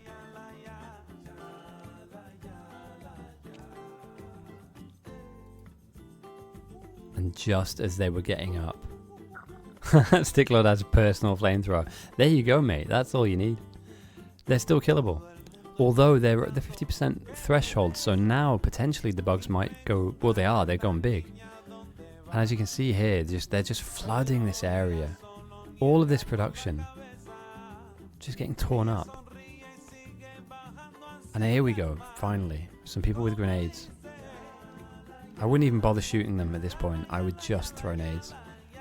It's such a difficult position to come out of. They've flattened the wall out completely here. And as you can see, the third evolution of the bugs with the blue shell, they're currently in. So we're not just seeing smalls and mediums. These big bugs, they don't just die to one grenade. They're quicker, they're more armoured, they're harder to deal with. They're just overall more nightmarish. And as we can see here, Dangerous Duck. Yeah, he's in some problems right now. Doing the right thing. Walling them off, trying to create some space between them and the bugs. But look how long it's taken them to kill one of these guys, right? Over time, these waves will become less blue and pink, and they'll become more, less brown and pink, and they'll become more blue and pink. And just side by side, the waves are coming in. The pressure is relentless as another wave comes in now. Damn.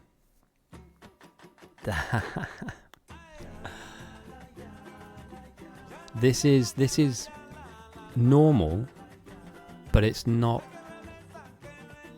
How do I put this? I don't think that the South have managed to cut this off fast enough. There are means and ways of stopping this from happening early on, and I just don't think that they've managed to do a great job of it. We could be looking at game here purely off the basis of maybe a slight defensive misstep. If we're aware that that a rush is on, we can't leave ourselves as open as this. And again, the North are now dealing with a positive threat, but there's only 28 of them. Meanwhile, the South, 4,000, and this is what they do. This is why we love this game mode, by the way. I say this all the time. You love to see a base just get collapsed. It's like dominoes falling over, you know. It's just very therapeutic to watch something. It just sucks when it's your base going down. It's not an impossible task. But at the moment, you know, if I'm on the South, I'm asking, well, what can I do as an individual? Like, we need like 10 people on this. Is anything survived? Eagle's Outpost slightly survives. Just a few belts have been smashed up. That's fixable. This base is gone. Like, they'll just chase you down. The teams can see parts of the map. We get given the entire thing. Yeah. Hey, there's never a draw. There's always one base that gets detonated. Sometimes both. Yesterday's game, we saw both bases get hit super hard, but one team came out on top. And yes, you see bits and pieces of the enemy base, but you don't see a lot. So you'll have like brief windows almost of bits of the base. You can scout the enemies though. You can scout by throwing fish onto the other side, but oh damn, look at that. They're just right in at the side. They're right on top of the purple base.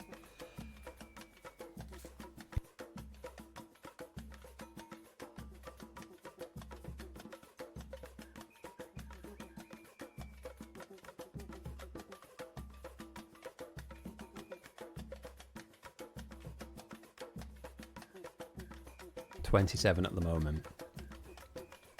And even then, you know, they've gotten this close. And they've torn up this area. And this is your main driving force.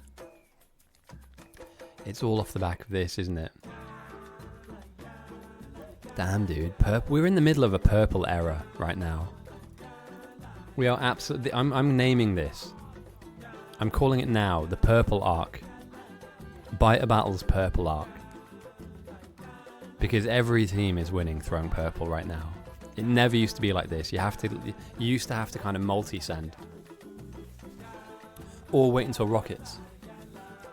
And at the moment, the purple arc, the purple era, is in full effect. And it is frightening. Like, they are getting in.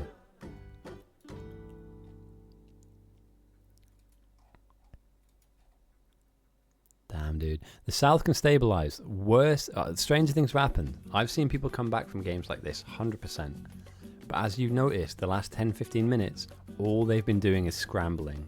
That is literally it. They're just scrambling and scrambling, trying to maintain some level of normalcy as they try and push their base on. If you can't handle the scramble, you eventually lose. So this is it, you know, how you act now and how you you know, play the game out from this kind of diminished position. It's important. So they've established some walls, which is good. They've established some flame towers, which is very good. Yes, the bugs are still making it in, but most of them are getting hit with fire, so obviously the fire will DPS them. And then slowly but surely, if they stand here long enough, fighting the wall, they should die. So this is one solution to the problem right now. Obviously what you'd rather have is those, you know, flamers on a big wall, but for now, just get some defenses down that can do some damage to some of the bugs. So step 1, you've achieved it. Step 2, plug holes, you know, where are they coming from, you know? Where are we most vulnerable? And these edges are thin and quite anemic. Sticklord with his own personal flamethrower, I love it.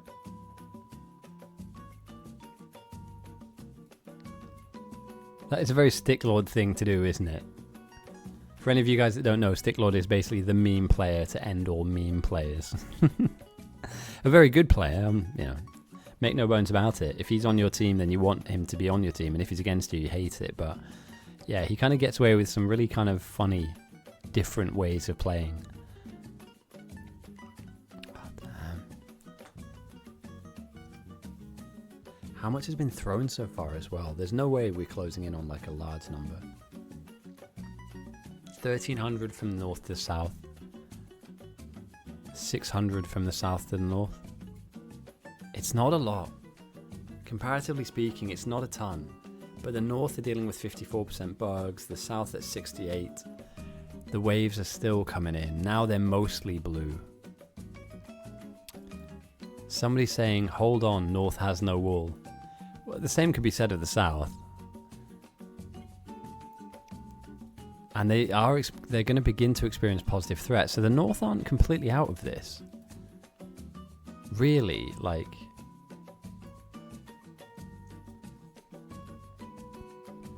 North has no flamers or mill either.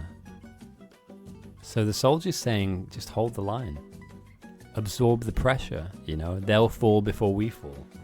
And that is one risky strategy, you know. That is one hell of a risky strategy, because all the while they're pumping your bugs up.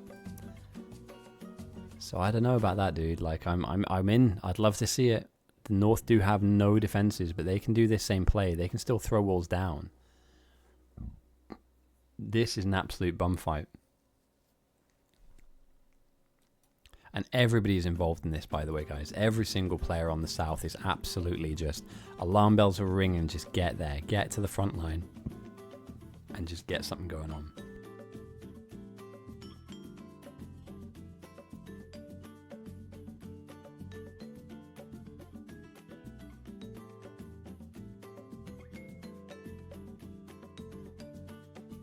And in the background to all of this, they're still building more infrastructure. You know, my teammate's dying 10 meters away from me, and Carl's like, so?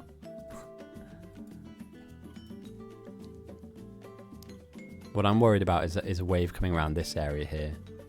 If I'm the south, realistically, you know, you've got to plug your gaps, but Like, the bugs will come. You know, they will absolutely still come down, knock on the front door. You know, they're going to come in these directions, but it's the guys that come this way that are really dangerous. This side swipe, damn, like, yeah, and this one too, for instance, I'd be super worried about anything happening laterally to my base. Now that's obviously, you know, in time, you know, something you can solve. But if they were to get hit right now from either of those directions, they're so boned, dude. Because power is over here, mate. If power gets hit, you're done. Absolutely done. And taking a look at power now, it's looking nice. 2 more waves smashing. Is there anybody here to defend? The soldier's close. But 2 waves is a lot. They slapped it. Ah, I love it. They slapped a flamer ammo builder onto the end of one of the... Yeah. There's only one thing Carl's interested in, and that's factories and winning games of biter battles. You can't have one without the other. But yeah, they're coming in. And I don't think you're going to outpace the North's purple send. They just got there. They just got there really fast. And these guys with the health bars above their heads, they're bosses. They are bosses, and they are dangerous. They're hard to kill. And at this time of the game, we're looking at what? An hour and 5 minutes in. And you're grenading your own smelting stack in order to stay alive. You know, morale, team morale, at this point in time will be at its lowest on the south. There'll be people playing right now who just want to give up. I can guarantee you it. I've been in this position before. You don't give up, obviously. And you don't say that openly to your teammates, but there'll be 4 or 5 people here that are just like, this is over. I can't do anything here. You know, I'm spawning in just to die again, just to spawn in to die. But, you know, my saying, for the pile, genuinely plays out quite well here. Sometimes you just need to throw yourself at the enemy, slow them down, become a speed bump, you know, because if you can slow them down, and like they said, the North don't have any defenses, right? So if the North miss a wave coming in, there's nothing that stops them, the bugs, from coming and smashing up their setup. Although, when we take a look at waves like this, I mean, they're constantly invading, constantly smashing and destroying parts of the these outposts, and it's not like they can get a huge amount done here. They've just absolutely squashed this. And that was a red belt. Oh damn, dude, they had red belts here. Oh. Yeah, like they're just cutting massive swathes of the enemy base out. Like this, I cannot imagine that this game goes on for much longer, mostly because there's gonna come a point where they run out of stuff to eat and they're just gonna go straight for the objective. They're gonna go straight for silo because there's nothing else. And as you can see now, like 3, 4, 5 grenades, not really an issue. Yeah, in biter battles, bugs beat you. Bugs squash you. And every red dot here, every aggressive entity is just constantly pouring in. Another wave here. Now mostly blue, so obviously the big bugs now dominate the packs. The North, meanwhile, are gathering them up. They've got cars. Well, they had a car. That car's now dead, unfortunately. Terrible timing to jump in on that, but yeah, they're grabbing them in cars, grabbing them into groups, and farming the waves. Meanwhile, it's nightmare mode down here. And just look at that. I'm just going to let this play out. Because it's quite, for me, it's quite therapeutic to see, you know, them just carving up a base.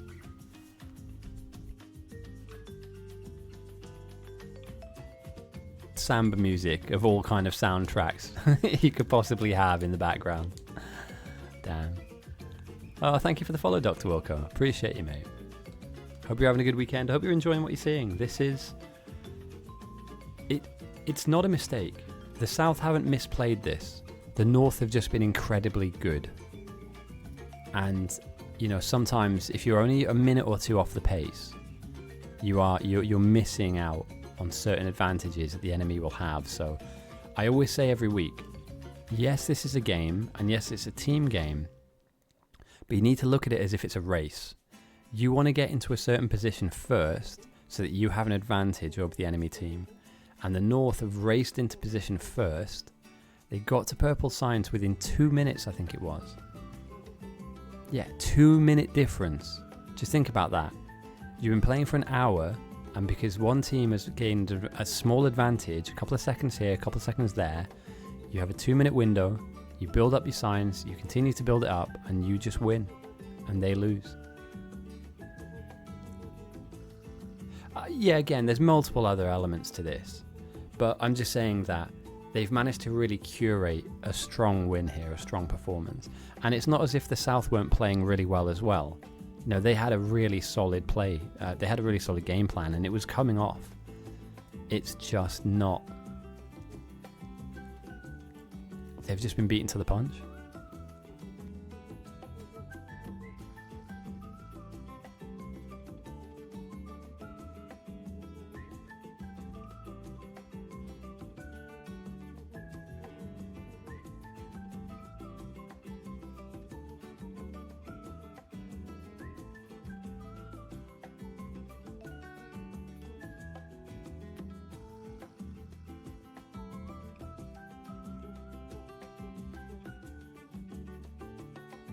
Oh, nice. I got sent the Enkling song. Holy crap.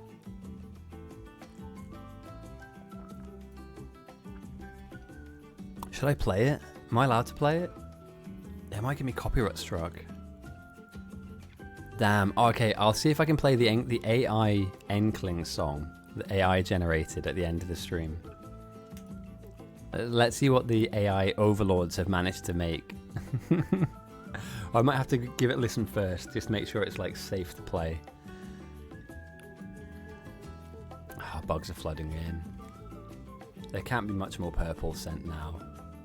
83.6% on the South. 63.2 on the North.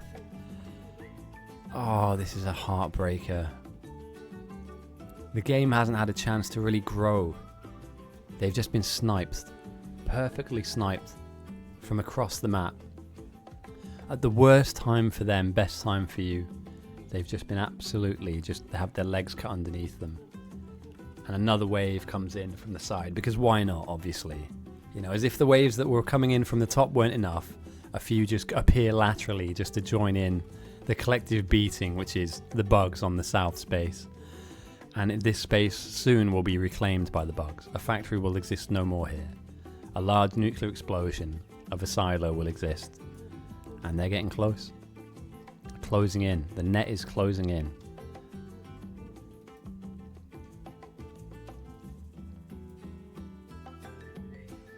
And there's just nothing they can really do.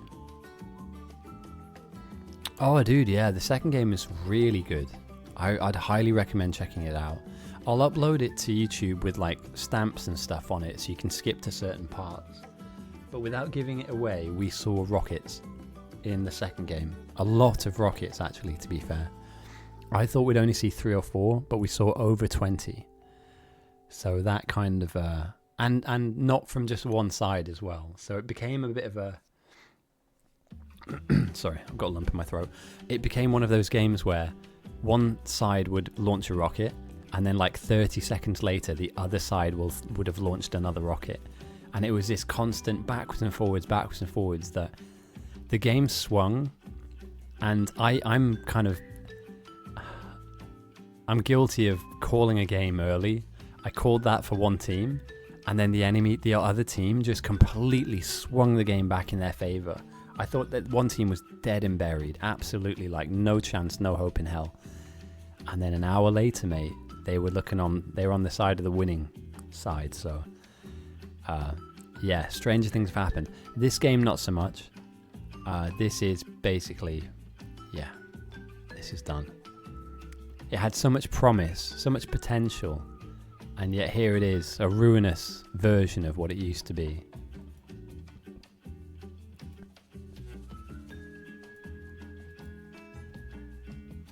And the bugs are just, yeah, doing what they always do. And again, to be fair, we're an hour and 12 minutes in, and they're at 87%. We almost have behemoths in a sub 1 hour game. So the purple era, it's here to stay. And if we nerf purple, like, what do we buff? You know? If we bring things in line, like, what changes in the game? It's got to be builds, right? Because it didn't seem as though any team went beyond this. It was a large outpost followed by purple spam. Did Nura get purple up as well? He did. 2 bases throwing purple. Another base throwing purple. And then main base building research and then throwing purple. Every base here. These guys, every single 1, 2, 3, 4, 5. 5 purple spam bases in a game. Sometimes, I said it at the beginning of the stream, didn't I? God gives his silliest problems to his funniest clowns. And the North went, ha! You think we're actually going to play the game? No. We're going to get up to blue signs, get to purple, and then everybody's building a 1 spam base and that's it. So, yeah. Goodbye, South. It was nice knowing you. Could they have done anything different? Maybe not. Maybe they just needed to build purple spam.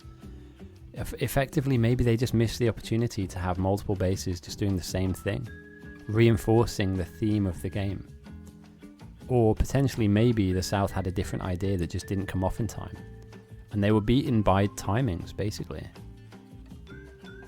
Ah, that's okay, mate. There'll be plenty more where that came from. There's another game. So today's initial game got postponed because one of the captains got banned from the server. So this is Greg versus Pipes. Next week there will be another 3, I think. 2 on Saturday, 1 on Sunday.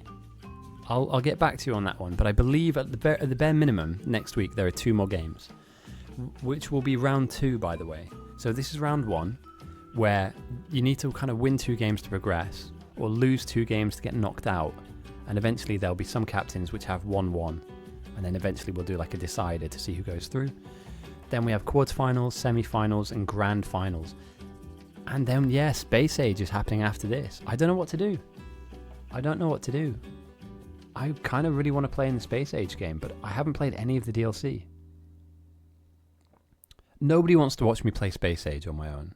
Sorry, with a group of people that already know it. Space Age I think it's Space Age Biter Battles. So yeah. And then obviously once they win that tournament, they get to play me. You cannot, in any good faith, turn around and say you're the best captain in the game and having not faced me once. And it's a real shame because before I started streaming, I had 8 wins in a row, 8 weekends. I logged in, I put my nuts on the table and I went, come at me bro. 8 wins in a row. That's not all the wins I had, but that's the longest winning streak any captain has had. And they were good, solid wins as well. They were like, honestly, sort of sweating at some points trying to get wins out. You know, I wish I recorded those games. I had no idea I wanted to stream at that point. You know, I just played the game a lot. So, yeah, we'll take a look at the scenario and see what it's like. But what I might do is I might end this stream so I have a video of just the game, if that makes any sense. And then I'll fire the stream back up in about 5 minutes time, and then that can be exploring Space Age with the guys and see what it's all about. I don't know if it's...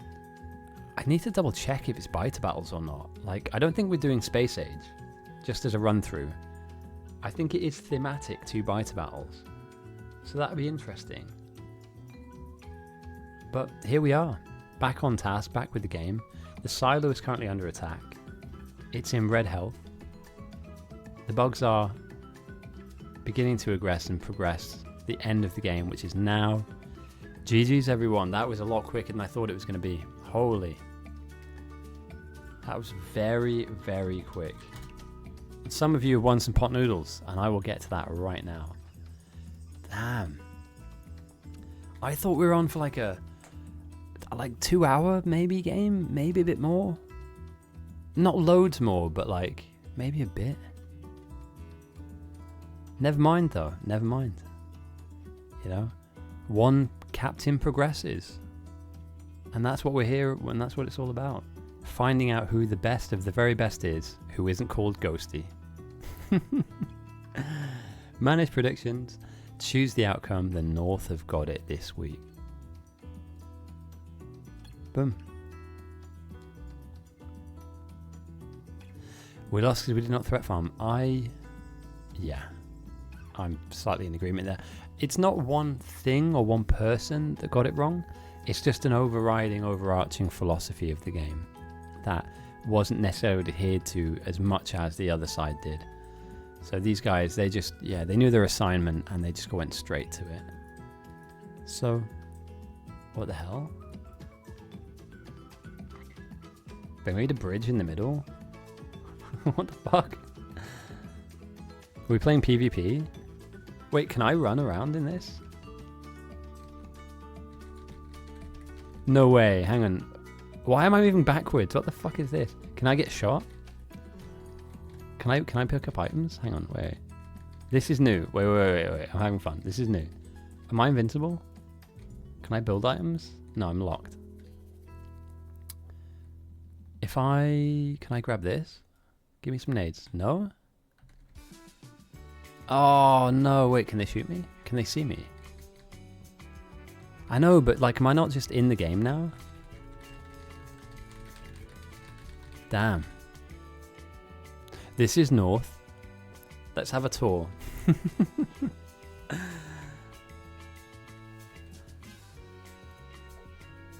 No, belts still affect me though, right? Like the general physics of the game still affect me, kind of. And that's what? That's really underwhelming. When a silo dies, it just crumbles like that. It's kind of sad. Never mind. Right, I'm interested in the in this next event. What I'm going to do now is I'm going to stop the stream so I have a game at hand, and then I'll load back up in like 5 minutes and see what this is all about. So yeah, I'll see you guys in 5. Hopefully you can join me. If not, thanks for joining me for the Bio Battles games. It's been great. We've had 3 this weekend. 1 short, 1 long, all the way to the end game, and today was like a surprise victory. Just nobody really saw it happening this quick, so a bit of a mixed bag, but I'll take it. I will take it. Good game, everyone. Feel free to not... I won't take it personally if you don't join me. I don't know what the hell we're doing, so I'll just have to wait and see. So I'll catch you at the next one. Have a good weekend. If I don't see you till next weekend, it'll be Saturday, I think, will be the first game. Same time, same place, same me, and hopefully we progress the tournament a bit further. So, yeah.